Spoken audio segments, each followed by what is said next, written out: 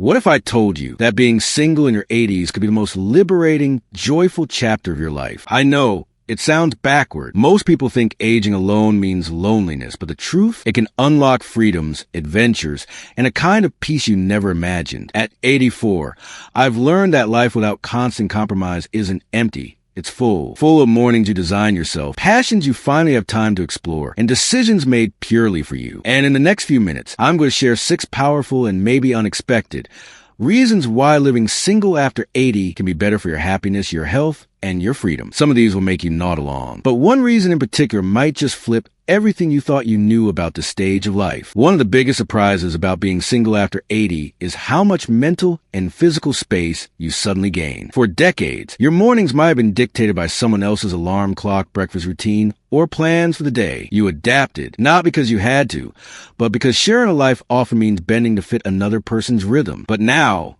the pace is entirely yours. You can wake up when your body decides it's ready, not when an alarm shouts at you. You can sip your coffee slowly, watching the light change outside, with no one rushing you to get moving. If you want to spend the afternoon reading in a sunbeam, or take a nap just because the breeze feels nice, you can, and there's no guilt in that. This is about selfishness. It's about finally honoring what your own body and mind need. I know an 82-year-old named Harold who told me, "It's not that I don't miss people. It's that I finally get to live each day on my own terms." He walks when the weather's perfect, cooks exactly what he craves, and spends evenings sketching in complete quiet. The result? He feels more peaceful, more creative, and his words, more me than he has in decades. And here's the thing. When you control your time, you stop rushing through life. You start living it. But freedom with time is just the beginning. Because once you have your hours back, you can finally give them to something that truly lights you up. When the demands of family life, work, and shared responsibilities fade, something magical happens. You rediscover you. All those hobbies and dreams you tucked away decades ago, they start tapping you on the shoulder, asking, "Is it my turn yet?" Maybe it's a guitar you put in the attic after the kids were born. Maybe it's a novel you always wanted to write, but never had the time. Or maybe it's something you've never tried before: pottery, photography,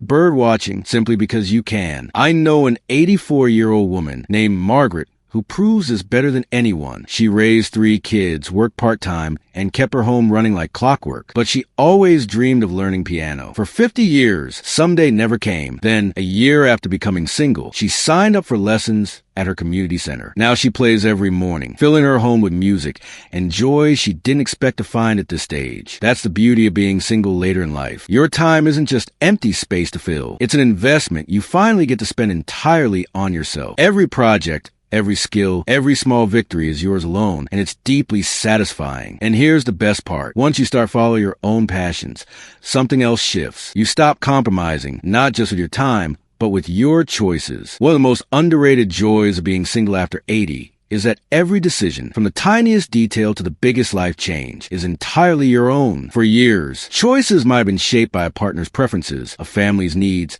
or even a shared compromise that left you halfway satisfied. What to eat for dinner, where to vacation, how to spend a quiet Sunday. All of it was a gentle negotiation. Now, you're the sole decision maker. You can rearrange your home exactly how you like, even if that means putting the TV in the kitchen or turning your spare bedroom into an art studio. You can decide to take a trip without debating destinations or timing. You can adopt a dog on Tuesday simply because the idea makes you smile. I think of my friend Harold, now 85. For decades, he lived inland because it worked for his wife's career and their children's schooling. But he always dreamed of waking up near the ocean. A year after becoming single, he sold his home, bought a small cottage by the coast, and now spends his mornings walking the shoreline, breathing in salt air. He told me, "I feel like I finally live where I was meant to be." This kind of independence isn't about proving anything. It's about embracing the fact that you've earned the right to put yourself first, without guilt, without second guessing. And the funny thing, independence like this often draws you toward the people and experiences you truly enjoy. Which brings us to the next reason life can feel richer than ever. Here's a secret most people don't realize. Being single after 80 can make your social life better, not lonelier. Why? Because every interaction becomes a choice, not an obligation. In a partnership, social calendars often get tangled up in compromises. You go to dinners you don't enjoy, spend time with people who drain your energy, and attend events out of duty rather than desire. It's part of sharing a life, but it also means you rarely get to design your social world entirely for yourself. When you're on your own, that changes. You can join a book club because the topics fascinate you, not because it fits into someone else's schedule. You can take dance lessons, volunteer at the library, or spend 3 quiet weeks without a single social event, all because it feels right to you. I think of Harold again. Yes, the same Harold who moved the ocean. At 85, he's now the unofficial greeter at his local senior center. For years, most of his social life revolved around his wife's extended family gatherings. Many were lovely, but they weren't his tribe. Now, every friendship he has is built on shared humor, shared passions, and genuine connection. He says he's never felt more socially fulfilled. And that's the beauty of it. When you choose who gets your time and energy, you naturally gravitate toward people who lift you up, and you quietly step back from those who don't. But here's something people overlook. Once you've shaped a social life that makes you happy, you also open up space for something just as important, personal growth. By the time you reach your 80s, you've already lived through a lifetime of lessons. But here's the truth. Growth doesn't stop. In fact, when you're single at this stage, it often accelerates. Without the constant pull of someone else's expectations, you have the mental and emotional space to explore parts of yourself that may have been set aside for decades. This is where reinvention happens. Maybe you take up painting again after half a century. Maybe you learn a new language, sign up for online courses, or finally write those memoirs your kids have been begging for. Maybe you travel solo just to see what it feels like.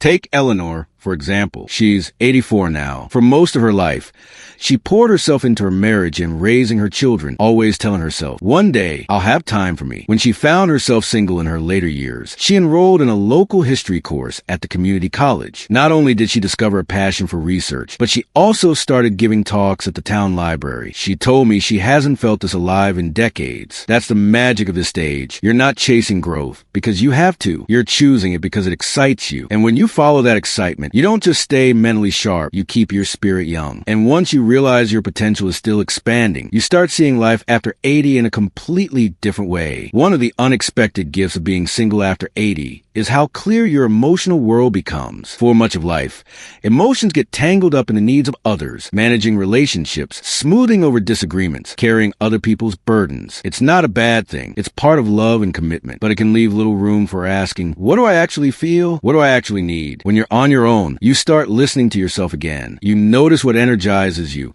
and what drains you. You stop forcing connections that don't feel right. You give yourself permission to say no without guilt and yes without hesitation. I think of Marie, who at 82 decided to stop attending a weekly family dinner that always left her stressed. For decades, she went because that's just what we do. But once she stepped back, she realized she could still see her loved ones in smaller, more enjoyable moments, and she left behind the anxiety that came with those overwhelming evenings. That's the essence of self-prioritization, not selfishness, but self-respect. At this stage, you've earned the right to protect your peace like it's your most valuable treasure, because in truth, it is. And when you live with that clarity, you open the door to something else entirely, a future that's not defined by age or circumstances, but by possibility. So here's the real takeaway. Being single after 80 isn't about what's missing. It's about what's possible. It's about reclaiming your time, your choices, your passions. It's about building relationships that lift you, exploring corners of yourself you never had the space to discover, and protecting your peace like it's sacred. You've already lived through decades of responsibility and compromise. Now, you have the rare gift of living on your own terms. The question is, how will you use it? Will you learn something new, rekindle an old dream, travel somewhere you've never been, or maybe simply spend your mornings exactly how you want them? No apologies, no explanations. Life after 80 can be a wide open canvas. The brush is in your hands. So,